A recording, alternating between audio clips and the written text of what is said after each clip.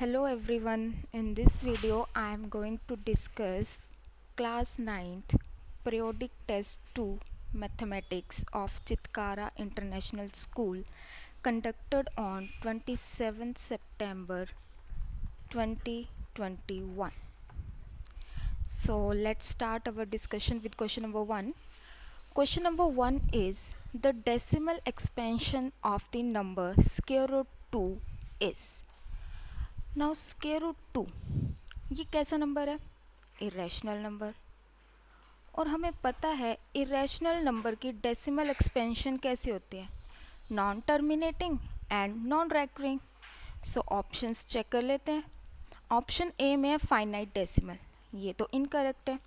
Option B में है 1.41421, ये डेसिमल एक्सपेंशन भी कैसी है? टर्मिनेटिंग, तो ये भी नहीं है। Option C non terminating recurring, ये भी नहीं है। Option D is non terminating and non recurring, so option D is the correct one. Next question number 2 is 1 over square root 9 minus square root 8 is equal to। तो सबसे पहले इसको simplify कर लेते हैं। 1 over square root 9 minus square root 8। अब इसको simplify करने के लिए हमें क्या करना पड़ेगा? रेशनलाइज। अब रेशनलाइज कैसे करते हैं? डिनोमिनेटर में मेरे पास कैसी टर्म पड़ी है? अगर इसको मैं a ले लूँ और इसको b, तो कैसी टर्म है ये? a minus B. तो अगर डिनोमिनेटर को रेशनल बनाना है तो मुझे कौन सी टर्म से मल्टीप्लाई करना पड़ेगा? a plus B. तो a plus B that means square root 9 plus square root 8। अब डिनोमिनेटर को किया है तो न्यूमरेटर को भी करना पड़ेगा।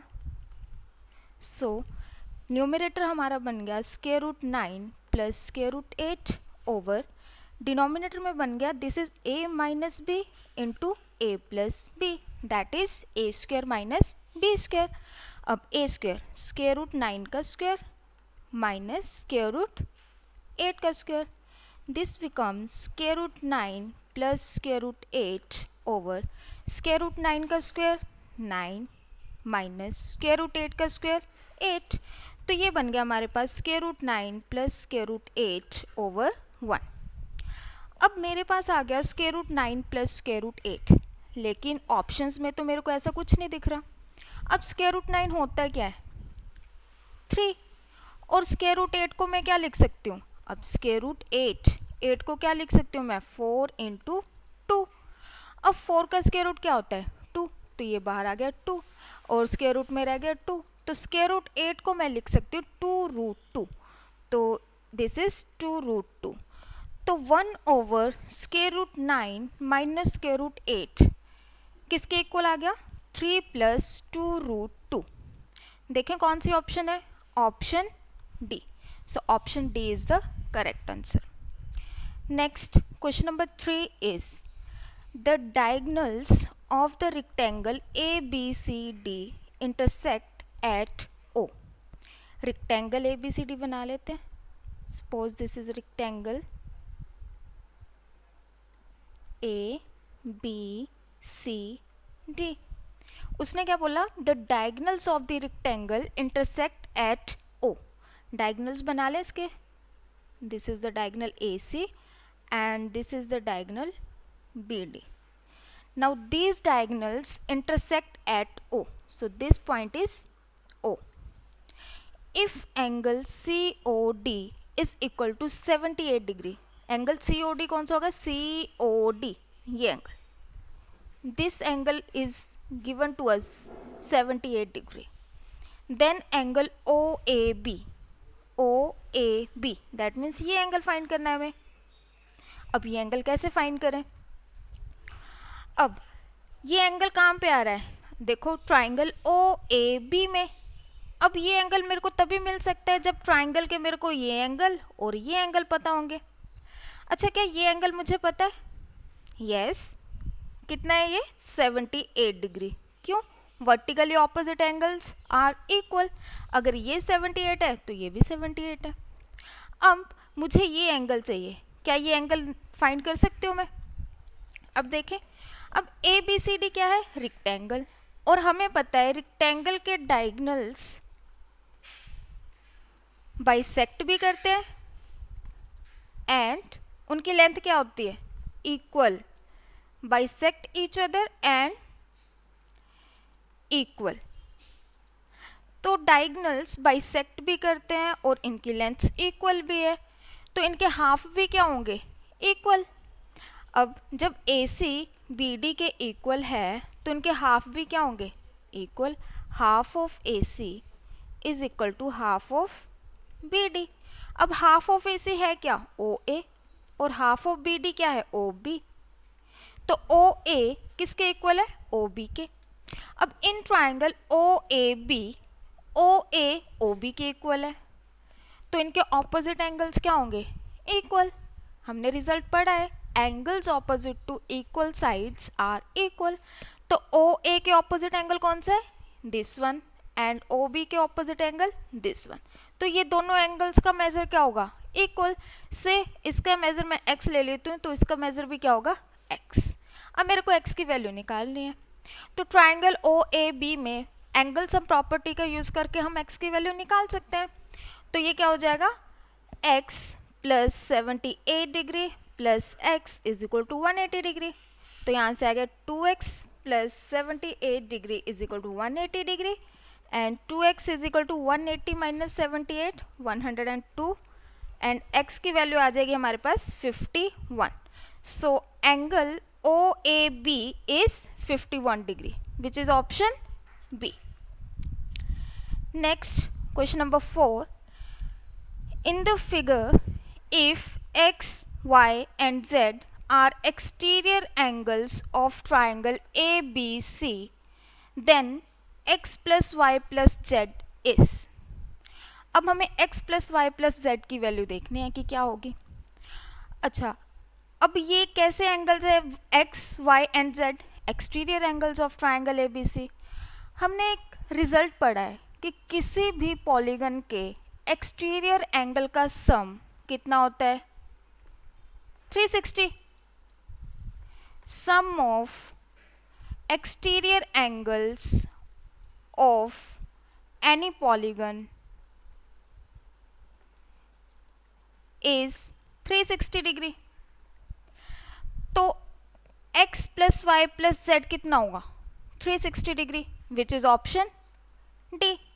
अगर किसी को ये रिजल्ट याद भी नहीं रहता तब भी हम x plus Y plus Z की वैल्यू फाइंड कर सकते हैं। कैसे, अब ये एंगल x है तो बाय लीनियर पेयर ये एंगल कितना होगा, 180 माइनस एक्स, और ये एंगल y है तो ये एंगल कितना होगा, 180 माइनस वाई। अब ट्राइंगल ABC में अगर ये एक्सटीरियर एंगल है z, तो हमने एक रिजल्ट पढ़ा है एक्सटीरियर एंगल प्रॉपर्टी, वो क्या कहती है, exterior angle is equal to sum of two interior opposite angles. तो z किसके इक्वल होगा, 180 minus X plus 180 minus Y. मुझे क्या चाहिए, x plus Y plus Z. ये माइनस एक्स है, इधर आके ये क्या हो जाएगा, प्लस एक्स। ये माइनस वाई है, इधर आके ये क्या हो जाएगा, plus Y, and this is z is equal to 180 plus 180 360। तो यहाँ से भी x plus Y plus Z कितना आया, 360 degree. So option D is the correct option. Next, question number 5 is in two triangles DEF and PQR, if DE is equal to QR, EF is equal to PR and FD is equal to PQ, then which of the following is correct? तो दो triangles given है, हमें triangles बना लेते हैं। से this triangle is DEF, DE and F. Another one is PQR.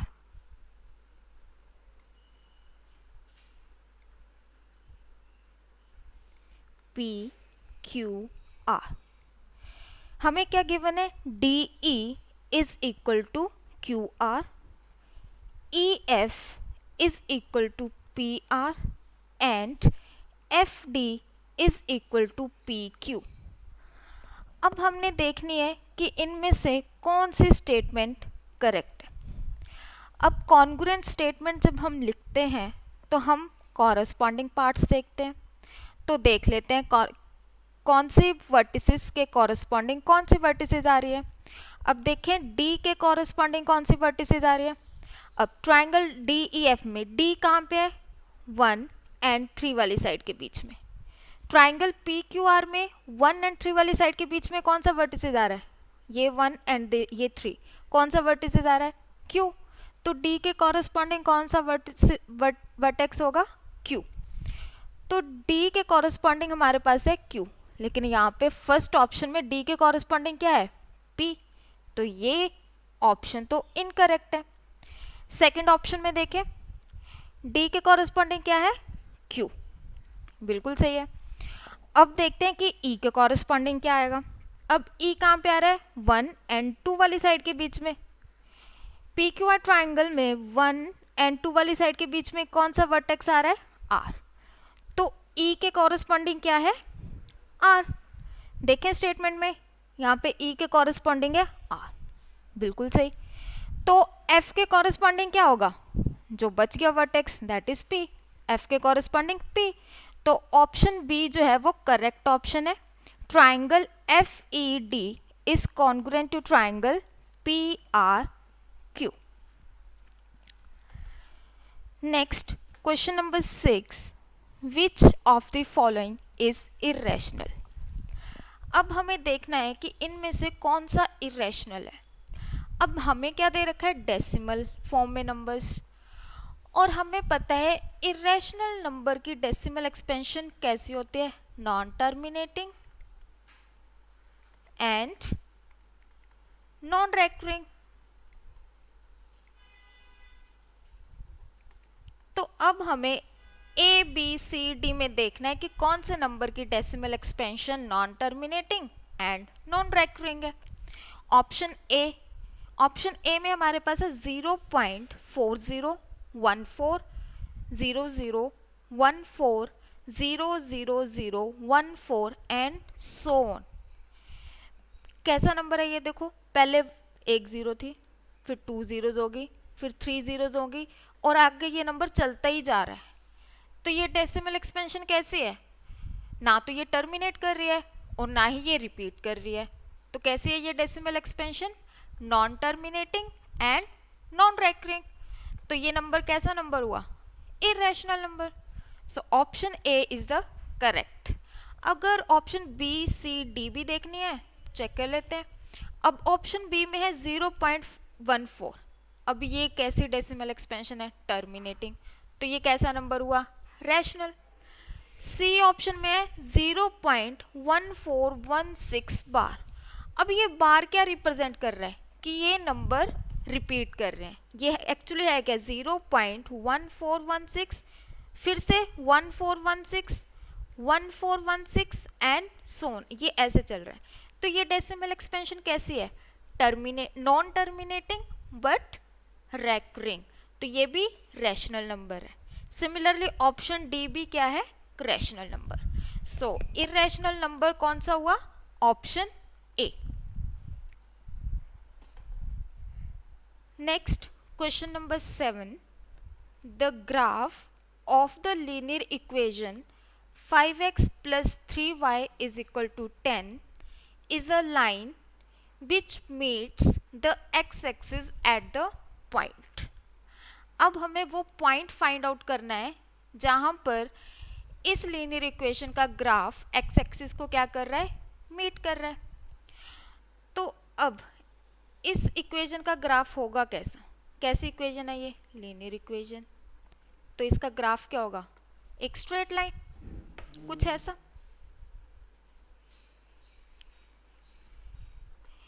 ऐसा होगा इसका ग्राफ। अब हमें कौन सा पॉइंट फाइंड करना है जहां पर ये लाइन एक्स एक्सिस को मीट कर रही है, दैट मीन्स ये पॉइंट, ये हमारी एक्स एक्सिस है, ये वाई एक्सिस है, तो हमें ये पॉइंट फाइंड आउट करना है।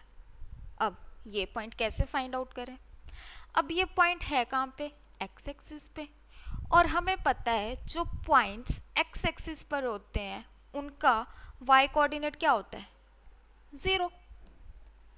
ठीक है, तो अब हमें क्या निकालना है, x coordinate of the point. अब ये पॉइंट कैसे निकालें, अब ये जो लाइन है वो इस इक्वेशन का ग्राफ है। अगर ये पॉइंट इस लाइन पे लाई कर रहा है तो ये पॉइंट इस इक्वेशन को क्या करेगा, सेटिस्फाई। तो मैं यहाँ पर अगर y की जगह 0 रख दूँ तो मुझे x मिल जाएगा। तो रखें y को 0, 5x प्लस 3y की जगह रखा 0 इज इक्वल टू 10। तो 5x इज इक्वल टू 10, तो यहाँ से x क्या आ गया हमारे पास 2। तो ये पॉइंट क्या आ गया हमारे पास 2,0। सो graph of the linear equation 5x plus 3y is equal to 10 is a line which meets the x-axis at the point 2,0. So options में देख लेते हैं कहाँ पे है ये, C option में है 2,0. So option C is the correct. Next question number 8. The graph of x is equal to 3 is a line. Check करना है कि इसमें से कौन सा ऑप्शन करेक्ट है। अच्छा, graph x is equal to 3, ये तो हमें बनाना आता है। बनाए, ये बनाया हमने अपना coordinate plane. This is x axis, this is y axis. अब ये हमारा origin x is equal to 3, कौन सी लाइन होगी 1 2 3।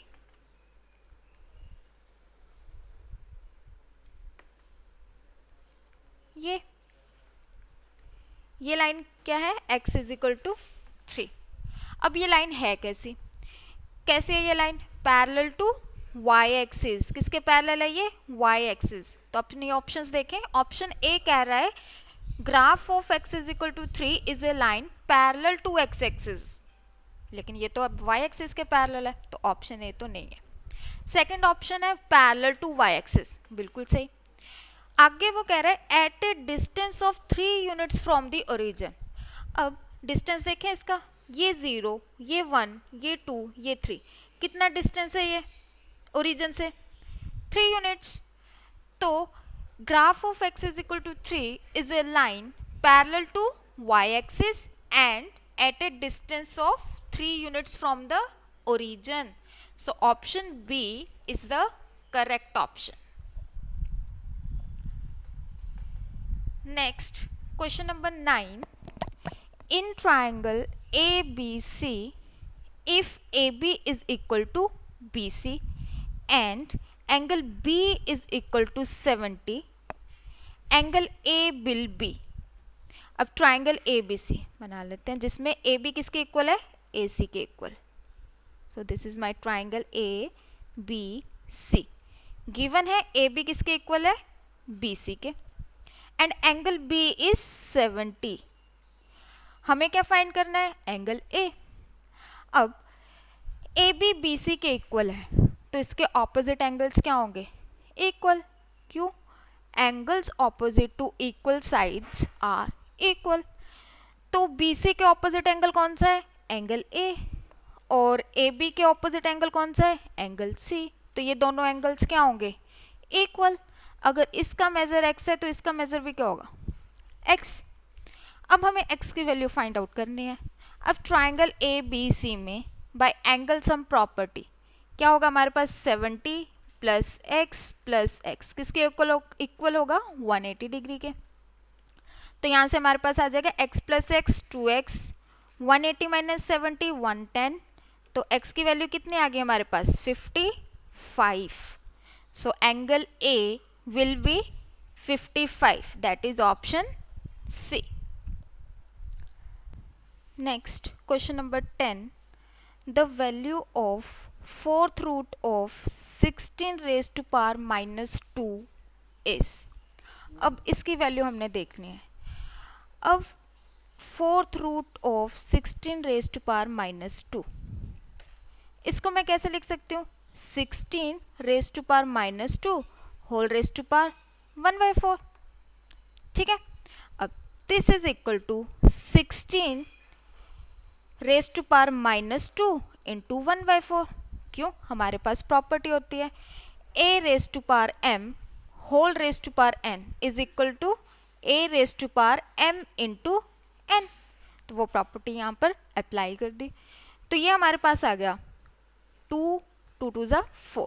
तो this becomes 16 raise to power minus 1/2। अब ये क्या बन गया हमारे पास, a raise to power minus m। ये किसके इक्वल होता है, 1/a raise to power m। तो इसको मैं लिख सकती हूँ 1/16 raise to power 1/2। So this is equal to 1/, अब 16 raise to power 1/2 means square root of 16 that is 4। तो दिस बिकम्स 1/4। तो fourth root of 16 raise to power minus 2, इसकी वैल्यू क्या आ गई, 1/4। That is option A.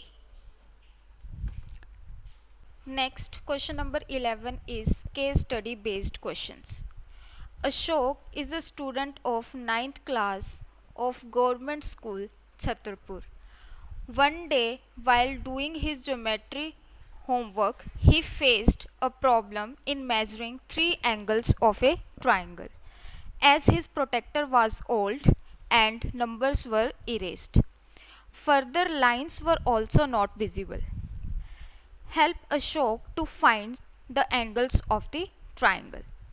He was only able to find that the second angle of the triangle was 3 times as large as the first. The measure of the third angle is double of the first angle. Based on the information gathered by Ashok so far, find the angles of the triangle. अब ये हमें triangle दे रखा है। अब उसने information क्या बताई हमें, सेकंड एंगल जो है ट्राइंगल का वो 3 टाइम्स लार्ज है फर्स्ट एंगल से। तो हम क्या करते हैं, फर्स्ट एंगल का मेजर ले लेते हैं x, तो सेकंड एंगल क्या हो जाएगा 3 टाइम्स ऑफ x। क्यों, उसने क्या बोला, सेकंड एंगल जो है वो फर्स्ट एंगल से 3 टाइम्स बड़ा है, तो सेकंड एंगल का मेजर क्या हो जाएगा 3x। Next, the measure of the third angle is double of the first angle. अब फर्स्ट एंगल x है तो थर्ड एंगल का मेजर क्या हो जाएगा 2x। अब इस इंफॉर्मेशन से हमें एंगल फाइंड करने हैं ट्राइंगल के। तो फर्स्ट क्वेश्चन जो है वो है what is the value of first angle. अब फर्स्ट एंगल का मेजर क्या लिया था हमने x, सेकंड एंगल का मेजर 3x और थर्ड एंगल का मेजर क्या आया था हमारे पास 2x। अब हमें फर्स्ट एंगल की वैल्यू फाइंड करनी है, मतलब हमें x फाइंड करना है। अब x कैसे फाइंड करें, अब ट्राइंगल में हमें एंगल्स पता है तो कैसे फाइंड करेंगे, bye angle sum property. Angle sum property से इन तीनों एंगल्स का सम क्या होगा 180। तो x प्लस 3x प्लस 2x इज इक्वल टू 180। तो यहाँ से हमारे पास क्या आ जाएगा x plus 3x 4x plus 2x 6x is equal to 180।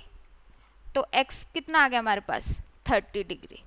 तो फर्स्ट एंगल की वैल्यू कितने आ गई हमारे पास 30 डिग्री, दैट इज ऑप्शन 1।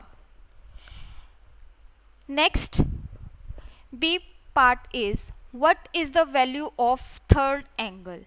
अब थर्ड एंगल था क्या हमारे पास डबल ऑफ फर्स्ट एंगल।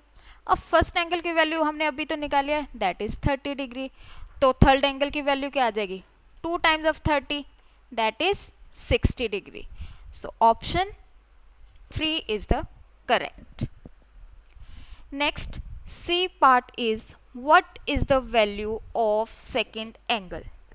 अब सेकेंड एंगल क्या था फर्स्ट एंगल से 3 टाइम्स लार्ज।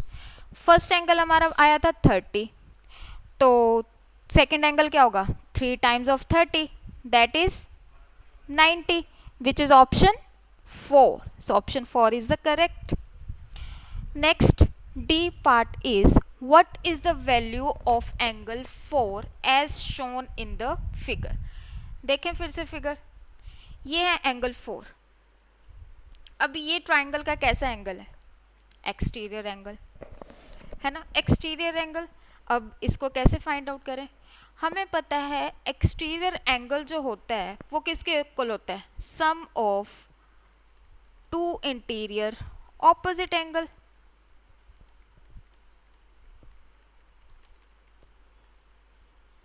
अब ऑपोजिट एंगल्स कौन से होंगे यहाँ पे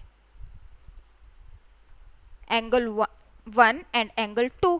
अब एंगल 1 का मेजर हमारा आया था 30 और एंगल 2 का मेजर हमारे पास आया था 90, तो एंगल 4 की वैल्यू कितनी आएगी हमारे पास 30 plus 90 that is 120. So option 1 is the correct. Next, E part is what is the sum of all three angles measured by Ashok using protractor. अब sum of all three angles, अब sum of all three angles of a triangle कितना होता है 180 degree. अब हमारे पास angles आए क्या थे 30, 90 एंड 60, तो इनका सम कितना होगा 180. So option 2 is the correct. Next, question number 12. Study the given graph depicting different shops and areas of a market. Answer the following questions. अब ये ग्राफ जो है different shops and areas of A market को depict कर रहा है. ये हमें दे रखा है road X and this is road Y. हमें आंसर्स देने हैं क्वेश्चंस के जो इस ग्राफ के बेस पे हमसे पूछे गए हैं. सो फर्स्ट क्वेश्चन देखते हैं. First question is write down the location of saloon in the market as shown in the graph. अब किसकी लोकेशन पूछी है हमसे सैलून की, तो इसकी लोकेशन देखते हैं कहाँ पे है मार्केट में. अब ग्राफ की हेल्प से हमने देखना है, तो मतलब हमें लोकेशन कैसे देखनी है, हमें इसका क्या देखना है एक्स कोऑर्डिनेट और वाई कोऑर्डिनेट. ठीक है, तो देखते हैं. अब सैलून कहाँ पे यहाँ पे. अब इसका एक्स कोऑर्डिनेट क्या होगा distance from the Y axis. अब वाई एक्सिस कौन सी हमारी ये जो रोड वाई है, तो वाई एक्सिस से डिस्टेंस क्या होगा इसका ये डिस्टेंस. अब ये डिस्टेंस कितना होगा जितना ये डिस्टेंस है. अब ये डिस्टेंस कितना है a, तो x कोऑर्डिनेट क्या होगा सैलून का a कैपिटल A. और y कोऑर्डिनेट क्या होता है distance from the x axis. अब x axis means road x से डिस्टेंस देखना है हमने, तो कौन सा डिस्टेंस होगा ये वाला डिस्टेंस. अब ये डिस्टेंस कितना है जितना ये डिस्टेंस है. अब ये डिस्टेंस कितना है स्मॉल f. तो लोकेशन क्या आएगी सैलून की इन the market a, f. That is option 4. Next B part is D, F and C, D represent location of which two places in the market. अब किसके देखना हमें D, F और C, D कौन से लोकेशन को represent कर रहे हैं. Okay D, F and C, D. तो सबसे पहले D, F देखें. D मीन्स ये x coordinate, x coordinate distance from y axis. अब डिस्टेंस फ्रॉम y एक्सिस क्या होगा ये डिस्टेंस होगा d. तो हमें देखना है कि इसके कॉरस्पॉन्डिंग कौन सा लोकेशन आ रहा है हमारे पास. तो चेक करते हैं. यह हमारे पास आ रहा है वेजिटेबल्स. और y कोऑर्डिनेट क्या है f. f क्या होगा distance from the x axis ये डिस्टेंस. अब इसके कॉरस्पॉन्डिंग क्या आ रहा है हमारे पास ये वेजिटेबल्स. तो D, F कौन सी लोकेशन रिप्रेजेंट कर रहा है वेजिटेबल्स की. अब हमें देखना है कि C, D किसको रिप्रेजेंट कर रहा है. अब C that means distance from the y axis that is ये डिस्टेंस. अब ये डिस्टेंस के कॉरस्पॉन्डिंग देखते हैं कौन सी लोकेशन आ रही है. एक तो ये आ रही है टॉय शॉप्स और ये आ रही है पार्किंग. अब इनमें से देखना है हमें. अब वो कैसे देखेंगे हम देखेंगे y कोऑर्डिनेट D किसका है. अब D देखना है हमें that means distance from the x axis ये डिस्टेंस. अब ये डिस्टेंस के कॉरस्पॉन्डिंग देखते हैं कौन सी लोकेशन आ रही है ये आ रही है पार्किंग. तो D, F रिप्रेजेंट कर रहा है वेजिटेबल्स को एंड C, D रिप्रेजेंट कर रहा है पार्किंग को. तो कौन सी ऑप्शन करेक्ट हुई हमारी ऑप्शन 1. नेक्स्ट C part is where are the toilets located. Option 1 में पूछा है located on x axis. Option B में दे रखा है located on y axis. Option 3 में दे रखा है लोकेटेड ऑन ओरिजिन. और ऑप्शन 4 में दे रखा है are not located anywhere in the market. तो ग्राफ से देख लेते हैं. अब ग्राफ में देखते हैं टॉयलेट्स कहाँ पे लोकेटेड है. ये है। अब ये कहाँ पे आ रहे हैं, road y, that means y axis. तो कौन सी ऑप्शन करेक्ट हुई हमारी, option 2। Next D part is the location of canteen is. अब कैंटीन की लोकेशन देखनी है, चेक करते हैं ग्राफ से कैंटीन की लोकेशन कहाँ है। अब कैंटीन कहाँ है हमारे पास, ये। अब इसकी लोकेशन देखनी है, पहले ये डिस्टेंस देखें। लोकेशन के लिए हमें x कोऑर्डिनेट और y कोऑर्डिनेट देखना है। तो x कोऑर्डिनेट क्या होगा, distance from the y axis, that means ये डिस्टेंस। अब ये डिस्टेंस कितना होगा, जितना ये डिस्टेंस है। ये डिस्टेंस कितना है, e। और y कोऑर्डिनेट के लिए क्या देखना है हमें, distance from the x axis, that means ये डिस्टेंस। अब ये डिस्टेंस कितना होगा, जितना ये डिस्टेंस है। ये डिस्टेंस कितना है, c। तो कैंटीन की लोकेशन क्या आएगी, E, C। देखते हैं कौन सी ऑप्शन करेक्ट है, option 3। Next E part is which 3 places lie on the same horizontal line. Same horizontal line पे देखने हैं, ग्राफ की हेल्प से देखते हैं। Same horizontal line, horizontal line कौन सी होगी हमारे पास, ये सेम हॉरिजॉन्टल लाइन है। यहाँ पे क्या आ रहा है, सैलून एंड वेजिटेबल्स। और ये भी तो सेम हॉरिजॉन्टल लाइन पे आ रहे हैं। यहाँ पे क्या आ रहे हैं, टॉयलेट्स एंड टेलर्स। और कोई आ रहा है सेम हॉरिजॉन्टल लाइन पे, ये आ रहे हैं bakery, toy shop and canteen. तो ऑप्शंस देख लेते हैं कौन सी ऑप्शंस में हमारे पास ये लोकेशंस हैं। ई में है bakery, toy shop and canteen. First option में canteen, salon and bakery. Third option में bakery, toilet and canteen. Fourth option में बेकरी, टेम्पल एंड कैंटीन। तो सेम हॉरिजॉन्टल लाइन पे क्या आ रहा है हमारे पास, bakery, toy shop and canteen. तो कौन सी ऑप्शन करेक्ट हुई हमारी, option 2। Next we have subjective type questions. Question number 13 is in the given figure PS is the median and PQ is equal to PR. Then angle QPS, हमें कौन सा angle देखना है, QPS, ये एंगल। अब ये एंगल कैसे निकालें, हमें क्या गिवन है, PS इज द मीडियन। अगर PS मीडियन है तो S जो है वो QR का क्या होगा, mid point, that means QS किसके इक्वल है, SR के। और हमें गिवन दे रखा है PQ किसके इक्वल है, PR। गिवन है PQ is equal to PR। तो यहाँ से हमें क्या पता चला, एंगल PRQ किसके इक्वल होगा, angle PQR।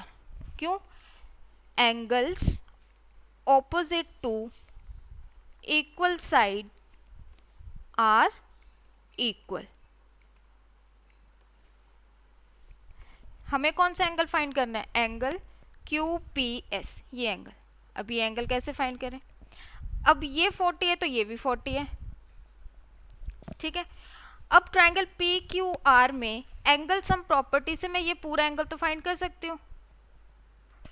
In triangle PQR 40 plus angle QPR plus 40 degree is equal to 180 degree. तो यहाँ से एंगल QPR कितना आ गया, 180 degree minus 80, that is 100 degree. अब ये पूरा एंगल तो आ गया मेरे पास 100 डिग्री, लेकिन मेरे को तो सिर्फ इतना एंगल चाहिए। अब ये एंगल कैसे फाइंड करें, अब triangle PQS and triangle PRS, ध्यान से देखो कैसी ट्रायंगल्स हैं, कॉन्ग्रुएंट ट्रायंगल्स। कैसे, PQ किसके इक्वल है, PR के। एंगल Q किसके इक्वल है, एंगल R के। और QS किसके इक्वल है, SR के। तो कौन से रूल से ट्रायंगल्स कॉन्ग्रुएंट हुई, SAS रूल से triangles are congruent. Triangle PQS is congruent to triangle PRS. Why? SAS rule. अब ये ट्राइंगल्स कॉन्ग्रुएंट है तो इसके कॉरेस्पॉन्डिंग पार्ट्स भी क्या होंगे, equal. That is angle P S किसके इक्वल होगा, angle R P S by C P C T. अब ये दोनों एंगल्स इक्वल हैं और मुझे ये पूरा एंगल पता है 100 डिग्री, तो ईच एंगल किसके इक्वल होगा, 50 डिग्री के। तो यहाँ से मुझे क्या मिल गया, angle Q P S is equal to half of angle Q P R, that is half of angle 100 degree which is equal to 50 degree. तो एंगल क्यू पी एस कितना आ गया मेरे पास, 50 degree. Next question number 14, AOB is the straight line if twice of x is 30 less y, find x and y। क्या given हमें, AOB is a straight line। AOB straight line है और अगर ये इसको पॉइंट को नाम दे दूं OR रे इस पे स्टैंड कर रही है, तो x प्लस वाई कितना होगा, 180 डिग्री। क्यों, लीनियर पेयर। यहां से मेरे को x और y में एक रिलेशन मिल गया। नेक्स्ट उसने क्या बोला, if twice of x is 30 less y, twice of x that means 2x, कितना है 30 लेस y, y से 30 कम है, twice of x is 30 less y, तो 2 of x is equal to y minus 30। तो यहां से मेरे पास क्या आ गया, 2x minus Y is equal to minus 30। अब एक रिलेशन ये है मेरे पास x और y में, एक रिलेशन ये है, इससे मुझे x और y की वैल्यूज फाइंड आउट करनी है। तो इसको मैं मान लेती हूँ 1 एंड से दिस इज 2। तो x और y फाइंड कैसे करें, अगर मैं 1 और 2 को ऐड कर दूं तो y क्या हो जाएगा, कैंसिल। तो ऐड 1 एंड 2, तो x plus Y is equal to 180 degree, 2x minus Y is equal to minus 30। तो ऐड किया तो y और y cancel, x plus 2x 3x is equal to 180 minus 30 150। तो यहाँ से x कितना आ गया हमारे पास, 50 डिग्री। अब x की वैल्यू आ गई, y की वैल्यू भी चाहिए, तो x की वैल्यू को 1 में रख देते हैं। From 1 y is equal to 180 minus 50 that is 130। तो x की वैल्यू आ गई हमारे पास 50 डिग्री एंड y की वैल्यू आ गई हमारे पास 130 degree. Next question number 15 is, if the complement of an angle is equal to the supplement of 4 times the angle, then find the measure of the angle। So हम suppose कर लेते हैं कि एंगल का मेजर कितना है, x। let the measure of the angle be x।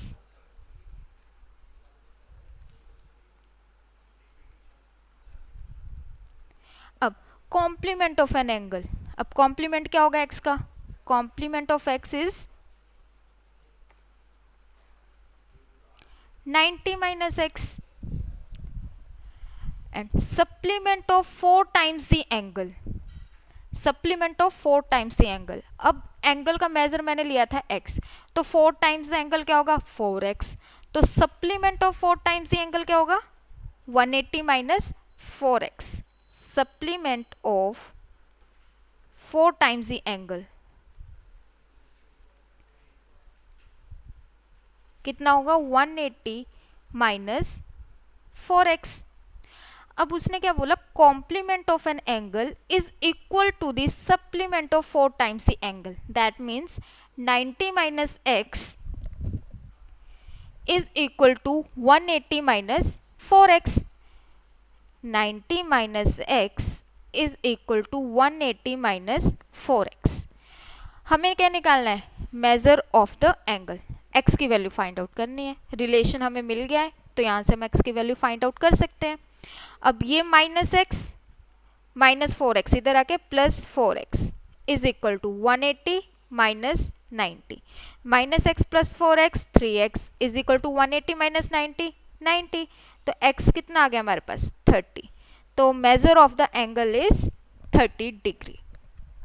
Question number 16 is, if a transversal intersect two parallel lines, then prove that the bisector of the alternate interior angles are parallel. तो सबसे पहले to parallel lines बनाए, ये बनाई lines से A B and C D. These two lines are parallel. If a transversal intersect two parallel lines, एक transversal ले लेते हैं से ई एफ, ये ट्रांसवर्सल टू पैरेलल लाइंस को इंटरसेक्ट कर रहा है. हमने क्या प्रूफ करना है? Bisector of the alternate interior angles are parallel. अब ऑल्टरनेट इंटीरियर एंगल्स कौन से होंगे? ये एंगल और ये एंगल ऑल्टरनेट इंटीरियर एंगल्स होंगे. क्या यही होंगे?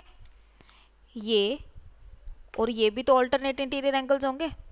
तो हमें क्या प्रूफ करना है कि इनके जो बाइसेक्टर्स हैं वो भी क्या होंगे? पैरेलल. तो suppose this is F, this is G. तो अगर मैं एंगल ए एफ जी का बाइसेक्टर लूं, सपोज ये आई, एंगल ए एफ जी का बाइसेक्टर एफ आई और एंगल एफ जी डी का बाइसेक्टर मैंने ले लिया जी एल. तो हमें क्या प्रूफ करना है? I F is parallel to G L. तो टू प्रूफ क्या है हमारा? I F is parallel to G L. ये हमने प्रूफ करना है. अब कैसे करें? जो गिवन है उसकी हेल्प से हम प्रूफ करेंगे. हमें क्या गिवन है? A B and C D are two parallel lines and E F is the transversal intersecting these two parallel lines. तो ये एंगल पूरा एंगल ए एफ जी और एंगल एफ जी डी, ये दोनों एंगल्स क्या होंगे? Equal. Alternate interior angles क्या होते हैं? इक्वल. तो सिंस ए बी किसके पैरेलल है? सी डी के, and E F is the transversal. So this implies angle AFG is equal to angle FGD. क्यों? Alternate interior angles. अच्छा, अब ये पूरे एंगल इक्वल है तो इनके हाफ भी क्या होंगे? Equal. This implies half of angle AFG is equal to half of angle FGD. अब half of angle A F G है क्या? I F G. क्यों? आई एफ जो है वो एंगल ए एफ जी का क्या है? बाइसेक्टर. तो half of angle A F G क्या होगा? Angle I F G. और half of angle F G D क्या होगा? F G L. क्योंकि जी एल जो है वो एंगल एफ जी डी का क्या है? बाइसेक्टर. तो half of angle F G D किसके इक्वल होगा? F G L. अब ये दोनों एंगल्स इक्वल हैं. देखें ये कौन से एंगल्स हैं? ये एंगल आई एफ ये वाला एंगल है और एफ जी एल ये एंगल है. ये दोनों एंगल्स हैं कैसे एंगल? अगर मैं लाइन आई एफ और जी एल को कंसिडर करूं और एफ जी को ट्रांसवर्सल कंसिडर करूं तो ये एंगल्स कैसे एंगल्स हैं? Alternate interior angles. और ये दोनों इक्वल भी आ गए तो लाइंस क्या होंगी? पैरेलल. अब तो हम क्या लिखेंगे? Since I F and G L R two lines intersected by transversal FG,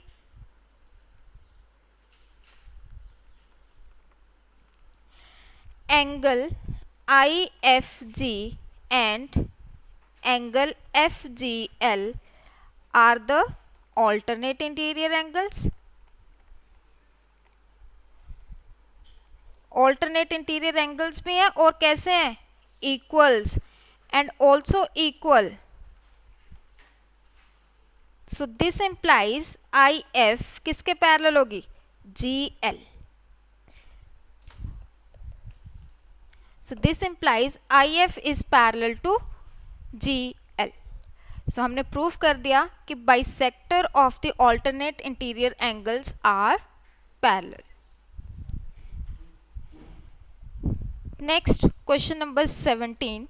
Simplify 2 over square root 5 plus square root 3 plus 1/√3 plus square root 2 plus 3/√5 plus square root 2।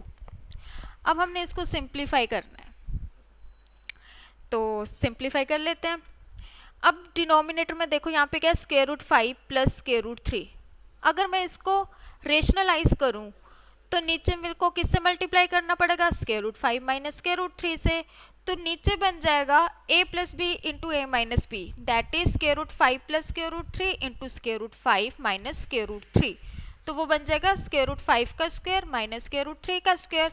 तो वहां से क्या आएगा हमारे पास 5 माइनस 3 दैट इज 2।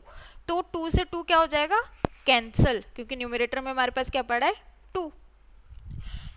यहाँ पर square root 3 plus square root 2 है, इसको अलग से रेशनलाइज करूंगी तो डिनोमिनेटर में मेरे पास 1 बचेगा। और सिमिलरली इसमें अगर मैं रेशनलाइज करूंगी तो डिनोमिनेटर में बनेगा 3 और न्यूमरेटर में भी 3 प्रेजेंट है, तो वो क्या हो जाएंगे, कैंसिल। तो हम इसको कैसे सिंप्लीफाई करें, तीनों को अलग अलग रेशनलाइज कर लेते हैं। तो 2/√5 प्लस स्क्वायर रूट 3, इसको रेशनलाइज करना है। डिनोमिनेटर में a प्लस बी वाली टर्म पड़ी है, तो किससे मल्टीप्लाई करेंगे, a minus B, that is square root 5 minus square root 3। अब डिनोमिनेटर को किया है तो न्यूमरेटर को भी करेंगे, square root 5 minus square root 3 plus 1/√3 plus square root 2। इसको रेशनलाइज करना है। डिनोमिनेटर में a प्लस बी वाली टर्म पड़ी हुई है हमारे पास, तो हम किससे मल्टीप्लाई करेंगे, a minus B, that means square root 3 minus square root 2। Denominator को किया है तो न्यूमरेटर को भी करेंगे, प्लस 3/√5 प्लस स्क्वायर रूट 2। अब डिनोमिनेटर में a प्लस बी वाली टर्म है, तो रेशनलाइज करने के लिए किससे करेंगे, a minus B, that is square root 5 minus square root 2। अब डिनोमिनेटर में किया है तो न्यूमरेटर में भी करेंगे। तो ये हमारे पास आ गया, यहाँ पर न्यूमरेटर में आ गया 2 into square root 5 minus square root 3 over denominator में क्या बन गया, a plus B into A minus B, that is A square minus B square. तो वो आ जाएगा स्क्वायर रूट 5 का स्क्वायर 5 माइनस स्क्वायर रूट 3 का स्क्वायर 3 प्लस यहाँ पे न्यूमरेटर में बना square root 3 minus square root 2 और नीचे आ गया स्क्वायर रूट 3 का स्क्वायर 3 माइनस स्क्वायर रूट 2 का स्क्वायर 2 प्लस यहाँ पे न्यूमरेटर में बना हमारे पास 3 into square root 5 minus square root 2 over denominator में स्क्वायर रूट 5 का स्क्वायर 5 माइनस स्क्वायर रूट 2 का स्क्वायर 2। तो ये बन गया हमारे पास 2 into square root 5 minus square root 3 over 5 minus 3 2 plus square root 3 minus square root 2 over 3 minus 2 1 plus 3 into square root 5 minus square root 2 over 5 minus 2 3। तो ये 2 से 2 कैंसिल, यहाँ पे 3 से 3 कैंसिल। तो हमारे पास क्या बच गया, square root 5 minus square root 3 plus square root 3 minus square root 2 plus square root 5 minus square root 2। अब जो कैंसिल हो रहा है उसको कैंसिल कर देते हैं, ये माइनस का स्क्वायर रूट 3, ये प्लस का स्क्वायर रूट 3 कैंसिल हो गया। अब square root 5 plus square root 5 2 root 5 minus root 2 minus root 2 minus 2 root 2, और इसको हम कैसे लिख सकते हैं, 2 कॉमन लिया, square root 5 minus square root 2। तो ये सिंप्लीफाई करके हमारे पास आ गया 2 into square root 5 minus square root 2। Next the last question of the test is, in right triangle ABC, the right angle at C, M is the midpoint of hypotenuse AB, C is joined to M and produced to a point D such that DM is equal to CM. Point D is joined to point B, figure भी आपको दे रखी है, show that triangle AMC is congruent to triangle BMD, angle DBC is a right angle, triangle DBC is congruent to triangle ACB, CM is equal to half of AB। अब जो जो given है उसको figure पे mark कर लेते हैं। हमें क्या गिवन है, राइट एंगल एट C, ये angle 90 degree, M is the midpoint of hypotenuse, mid point है तो इसका मतलब एम बी किसके इक्वल होगा, एम ए के इक्वल। और क्या गिवन है, D M is equal to C M. अब फर्स्ट पार्ट में हमें शो करना है triangle A M C, yes that means ये वाली triangle, and triangle B M D ये कॉन्ग्रुएंट है। तो शो कर देते हैं, in triangle A M C and triangle B M D. देखिए हमें क्या क्या पता है, हमें पता है ए एम किसके इक्वल है, एम बी के। क्यों, गिवन है हमें M is the mid point of A B, this is given to us. और क्या गिवन है, M C is equal to D M, M C is equal to D M, ये भी given है। अब कॉन्ग्रुएंट प्रूफ करने के लिए एक चीज हमें और चाहिए। अब ट्राइंगल एएमसी में मेरे को ये साइड और ये साइड मिल रही है, अगर इंक्लूडेड एंगल मिल जाए तो एस ए एस रूल से ट्राइंगल्स कॉन्ग्रुएंट हो जाएंगे। अब ये एंगल इस एंगल के इक्वल है, क्यों, वर्टिकली ऑपोजिट एंगल, तो ये इक्वल एंगल मिल गया हमें। Angle A M C is equal to angle D M B, vertically opposite angle. तो कौन से रूल से ट्राइंगल्स कॉन्ग्रुएंट हुई, एस ए एस रूल से। तो triangle A M C is congruent to triangle, corresponding parts भी check कर ले साथ में। अब एम के कॉरेस्पॉन्डिंग तो एम ही आ रहा है, तो यहाँ पे तो मैं एम लिख दूंगी। अब ए एम किसके इक्वल था, एम बी के। अब मैंने एम लिख लिया है तो ए के कॉरेस्पॉन्डिंग क्या आएगा, बी, तो यहाँ पे बी, और थर्ड वर्टेक्स तो जो बच गया वो लिख देंगे डी। तो triangle A M C is congruent to triangle B M D by S A S rule. ठीक है, तो फर्स्ट पार्ट हमने शो कर दिया। नेक्स्ट हमने क्या शो करना है, angle D B C is a right angle. कौन सा एंगल, ये एंगल 90 डिग्री शो करना है हमने इसको। कैसे करें, अब ये एंगल पता है मुझे 90 डिग्री है। अब ये 90 डिग्री कब हो सकता है, जब AC और DB कैसी लाइंस हो, पैरेलल लाइंस। अगर पैरेलल लाइंस होंगी तो ये दोनों एंगल्स कैसे एंगल्स होंगे, को इंटीरियर एंगल्स। इनका सम कितना होगा, 180। ये तो 90 है ही है, तो ये कितना हो जाएगा, 90। तो इसको 90 शो करने के लिए मुझे क्या शो करना है, AC किसके पैरेलल है, DB के, ये शो करना है। अब कैसे शो करें, अब हमने फर्स्ट पार्ट में ट्राइंगल AMC और ट्राइंगल BMD को कॉन्ग्रुएंट प्रूफ किया। यहाँ से मेरे को एक चीज़ मिली, क्या, एंगल ACM किसके इक्वल मिला, एंगल BDM। दैट कौन कौन से एंगल्स हैं, ये बाय हमारे पास आया CPCT। ठीक है, ये इक्वल मिले। ये कौन सा एंगल है, ये है एंगल ACM और ये एंगल है BDM। ये दोनों एंगल्स इक्वल है। ठीक है, अगर मैं लाइन AC और DB को कंसिडर करूं और DC को ट्रांसवर्सल लूं तो ये दोनों एंगल्स है कैसे, ऑल्टरनेट इंटीरियर एंगल्स, और इनको हमने इक्वल भी प्रूफ कर दिया। तो लाइन AC और DB कैसी लाइंस होंगी, पैरेलल लाइन। तो यहाँ से हमें मिल गया AC किसके पैरेलल होगी, DB के। ठीक है, अब AC DB के पैरेलल है, तो this implies angle ACB plus angle DBC is equal to 180 degree. क्यों, को इंटीरियर एंगल। ठीक है, अब ACB तो मुझे पता है 90 डिग्री, तो यहाँ से हम DBC निकाल सकते हैं, DBC is equal to 180 degree. तो एंगल DBC कितना आ गया, 90 डिग्री, और angle DBC is a right angle. तो सेकंड पार्ट भी हमने शो कर दिया। अब थर्ड पार्ट देखते हैं। थर्ड पार्ट में हमने क्या शो करना है, triangle DBC is congruent to triangle ACB। देखें, in triangle DBC and triangle ACB क्या क्या पता है हमें। अब DBC ये ट्राइंगल और ACB ये ट्राइंगल, क्या पता है इसमें हमें, BC दोनों में क्या है, common. B C is equal to B C, common. और क्या पता है, एंगल डी बी सी किसके इक्वल है, एंगल ए सी बी। क्यों, ईच 90 डिग्री। ठीक है, अब एक चीज और चाहिए हमें। अब ट्राइंगल डीबीसी मेरे को ये साइड और ये एंगल मिल गया।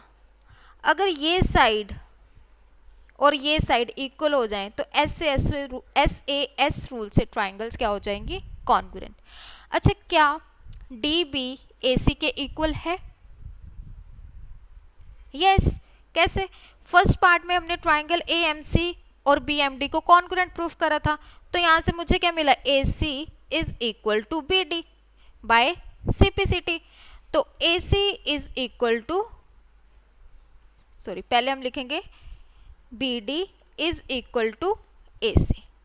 ठीक है, ये हमें कहाँ से मिला, फर्स्ट पार्ट से, फर्स्ट पार्ट की सीपीसीटी से।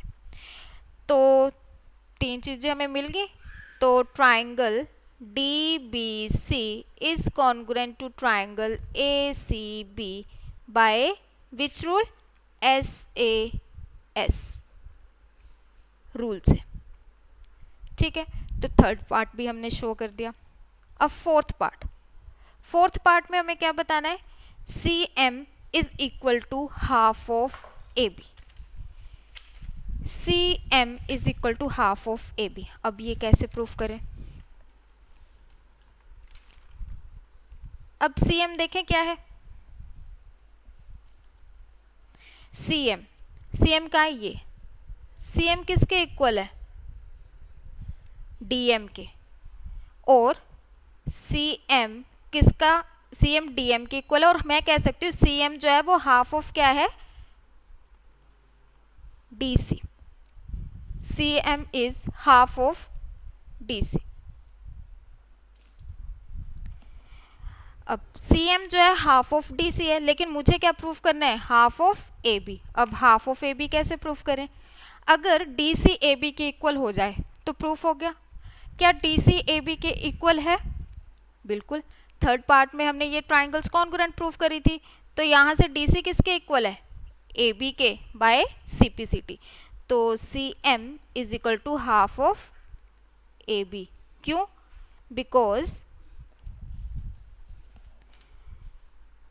D C is equal to A B. तो फोर्थ पार्ट भी हमने शो कर दिया, C M is equal to half of A B. So that's all about the paper. Thank you.